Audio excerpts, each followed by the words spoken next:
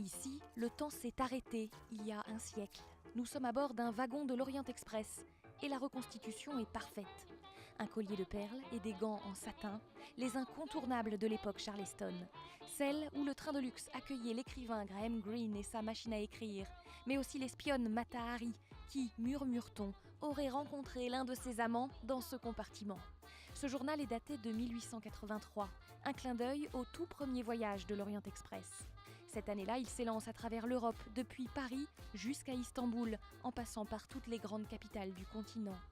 La révolution ferroviaire bat son plein, et avec elle, le goût de la découverte, réservé aux plus riches, qui circulent à bord de ce palace sur rail.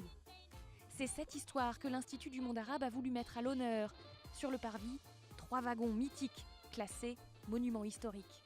Je me suis dit que non seulement la présence des wagons sur le parvis serait spectaculaire, mais surtout ça nous permettrait de traverser les pays, l'histoire, la littérature, le cinéma.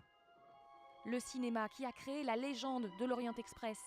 Souvenez-vous, on est tous un peu montés à bord de cette voiture-là, c'était en 1963, avec James Bond dans Bon baiser de Russie.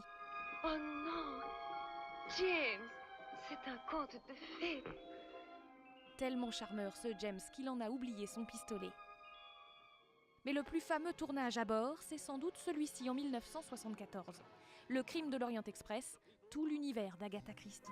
Monsieur Hercule Poirot. Mais depuis le dernier voyage de la fameuse locomotive en 1977, cette voiture dormait dans un hangar, oubliée de tous. Et c'est une équipe de passionnés qui lui a donné une seconde jeunesse. Elle était en pièces détachées, elle était en 250 morceaux. Et une association a voulu la remonter. Et depuis 5-6 mois, ils ont réussi à la remonter, pour le moment en état de présentation. Et ils veulent surtout la mettre en état de marche le plus rapidement possible. De quoi retrouver un peu de nostalgie. Et l'idée séduit, même à la SNCF.